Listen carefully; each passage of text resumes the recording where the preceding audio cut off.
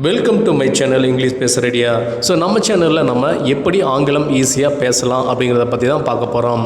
நம்ம டெய்லி லைஃப்பில் எப்படி ஆங்கிலம் ஈஸியாக கற்றுக்கலாம், எப்படி பேசலாம் அப்படிங்கிறத பற்றி ஸ்டெப் பை ஸ்டெப்பாக பார்க்கலாம்.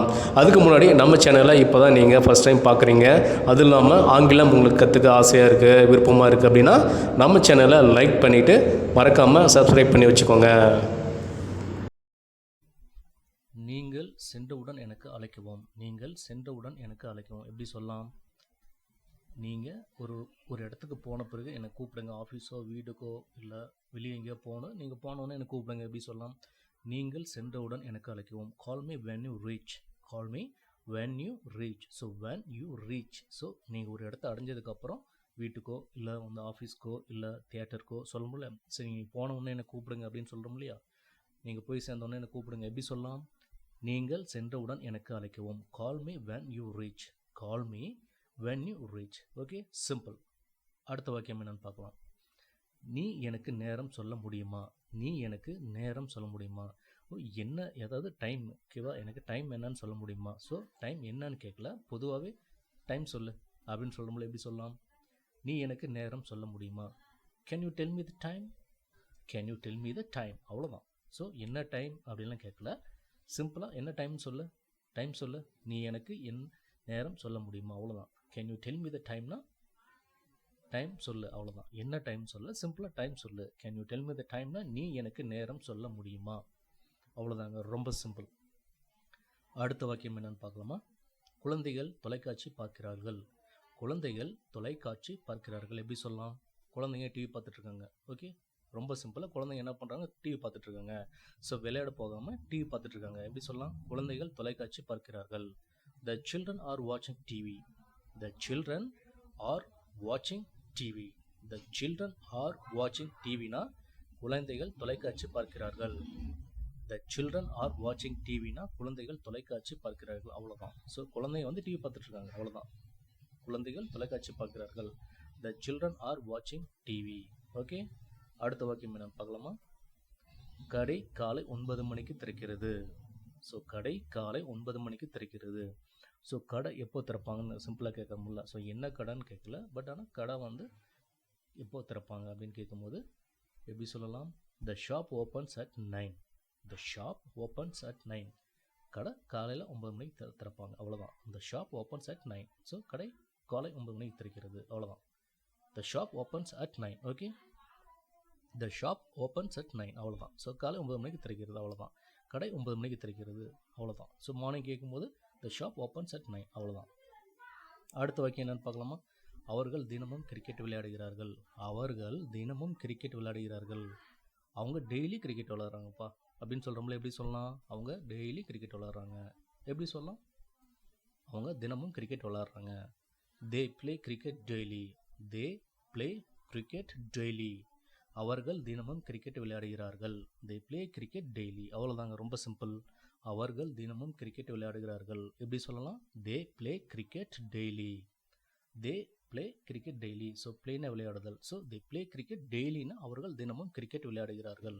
ரொம்ப சிம்பிள். ஓகே, அடுத்த வாக்கியம் பார்க்கலாம்.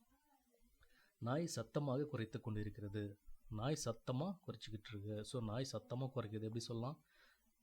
டெய்லி நைட்டு நாய் வந்து ரொம்ப சத்தமாக குலைச்சிட்ருக்கு எப்படி சொல்லலாம்? அப்படி கேட்குறோம் இல்லையா, சொல்கிறோம் இல்லையா? நாய் சத்தமாக குறைச்சிட்ருக்கு. The dog is barking loud. The dog is barking loud. So பார்க்கிங்னா குறைத்தல், ஸோ லவுட்னா சத்தமாக. The dog is barking loud. Okay, நாய் சத்தமாக குறைத்து கொண்டிருக்கிறது. த டாக் இஸ் பார்க்கிங் லவுட்னா நாய் சத்தமாக குறைச்சிட்ருக்கு அப்படின்னு அர்த்தம்.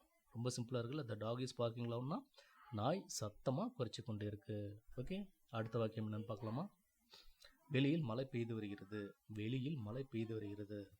ஸோ வெளியில் மழை பெய்யுது எப்படி சொல்லலாம்? வெளியில் மழை பெய்யுது எப்படி சொல்லலாம்? ரொம்ப சிம்பிளாக. அதிகமாக பெய்யுதா கம்மியாக பெய்யுதா அதெல்லாம் கேட்கல, வெளியே மழை பெய்யுது, அவ்வளோதான். வெளியே மழை பெய்யுதுன்னு பாரு அப்படிங்கிறது நம்மகிட்ட ஒருத்தர் கேள்வியே கேட்குறாங்க. ஸோ அப்போ எப்படி சொல்லலாம்? It's raining outside. It's raining out சைட்னா வெளியில் மழை பெய்யுது, அவ்வளோதான். It's raining outside. வெளியில் மழை பெய்து வருகிறது. ஸோ பெய்து வருகிறது. Okay, it's raining outside. வெளியில் மழை பெய்யுது, அவ்வளோதான். ரொம்ப சிம்பிள். வெளியில் மழை பெய்கிறது. இட்ஸ் ரைனிங் அவுட் சைடு, அவ்வளோதான். ரொம்ப சிம்பிள். அடுத்த வாக்கியம் பார்க்கலாமா? நான் விரைவில் திரும்பி வருகிறேன். நான் விரைவில் திரும்பி வருகிறேன். எப்படி சொல்லலாம்? நான் விரைவில் திரும்பி வருவேன். ஸோ நான் வந்து ஊருக்கு போகிறேன் இப்போதைக்கு, டெம்பரவரியாக வந்து நான் வெளியூர் போகிறேன். ஸோ நான் சீக்கிரம் திரும்பி வருவேன். எப்படி சொல்லலாம்? நான் விரைவில் திரும்பி வருவேன். So I will be back soon. I will be back soon. So சூன்னா விரைவாக.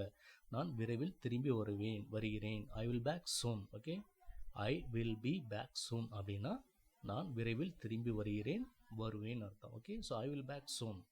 சூன்னா விரைவாக. ஸோ பேக்னா திரும்ப. So I will back soon அப்படின்னா நான் விரைவில் திரும்ப வருகிறேன், நான் விரைவில் திரும்ப வருவேன். ஓகே, அவ்வளோதான்.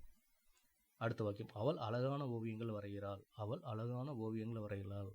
ரொம்ப டேலண்டட் ட்ராயிங்கில். ஸோ அவள் வந்து ரொம்ப திறமையானவ ட்ராயிங்கில். ஸோ அதனால் அவள் அழகான ஓவியங்களை வரைகிறாள் அப்படிங்கிறது எப்படி சொல்லலாம்? She paints beautiful pictures. She paints beautiful pictures. So பியூட்டிஃபுல்னா அழகாக. அவள் அழகான ஓவியங்கள் வரைகிறாள். She paints beautiful pictures. Okay, so பிக்சர்ஸ்னால் ஓவியங்கள், படங்கள். ஸோ அவள் அழகான ஓவியங்கள் வரைகிறாள் அப்படிங்கிறது ஷீ பெயிண்ட்ஸ் பியூட்டிஃபுல் பிக்சர்ஸ். ரொம்ப சிம்பிள். ஓகே, அடுத்த வாக்கியம் என்னன்னு பார்க்கலாமா? அவள் தினமும் கண்ணாடி அணிகிறாள். அவள் தினமும் கண்ணாடி அணிகிறாள். அவருக்கு பார்வை கொஞ்சம் குறைபாடு இருக்குது. ஸோ அதனால் டெய்லி அவள் கிளாஸ் வந்து வியர் பண்ணுறா. ஸோ பவர் கிளாஸ் யூஸ் பண்ணுறா சொல்ல முடியல. ஸோ அவள் தினமும் கண்ணாடி அணிகிறாள். எப்படி சொல்லலாம்? She wears glasses daily. She wears glasses daily. She வியர்ஸ்னா அணிதல். So she wears glasses daily.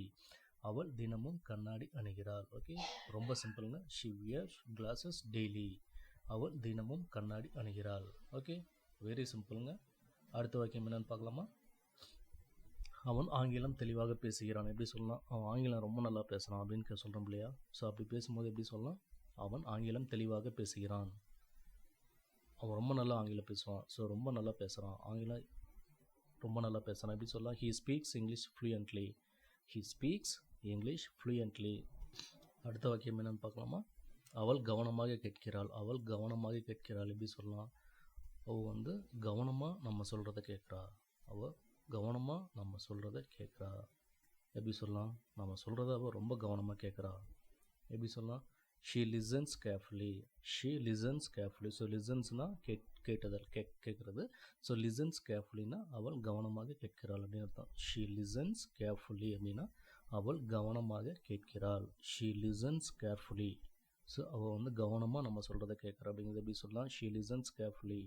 அவள் கவனமாக கேட்கிறாள் அப்படின்னு அர்த்தம். ஓகே, அடுத்த வாக்கியம் என்னன்னு பார்க்கலாம். பேருந்து விரைவில் வரும். ஸோ பஸ் எப்போ வரும் அப்படின்னு சிம்பிளாக கேட்குறோம். ஸோ அதுக்கு வந்து விரைவில் வரும், சீக்கிரம் வந்துடும் அப்படிங்கிறத ரொம்ப சிம்பிளாக எப்படி சொல்லலாம்? பேருந்து விரைவில் வரும். எப்படி சொல்லலாம்? பஸ்ஸு வந்துடும். ஸோ அப்படின்னு சொல்கிறோம் இல்லையா? The bus arrives soon. The bus arrives soon. Soon அப்படின்னா விரைவில். So the bus arrives soon. Okay, பேருந்து விரைவில் வரும் அப்படின்னா the bus arrives soon. So soon அப்படின்னா விரைவில்.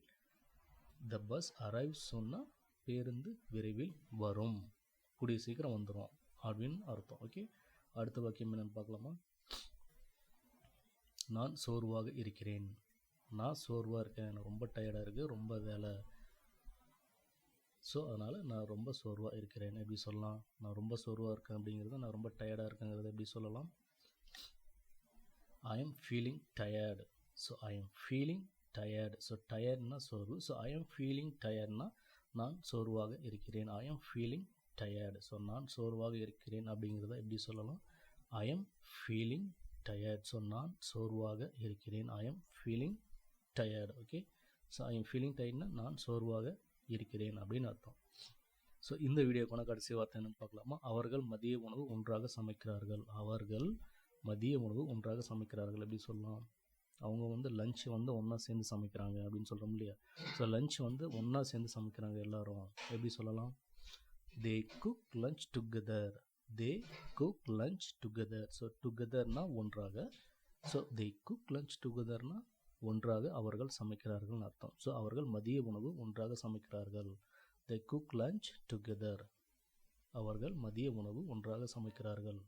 ஸோ இப்படி சிம்பிளாக சொல்கிறான், தே குக் லஞ்ச் டுகெதர். ஓகே, வழக்கம் போல் இந்த வீடியோவுக்கான உங்களுக்கான வார்த்தை காத்துட்ருக்கு.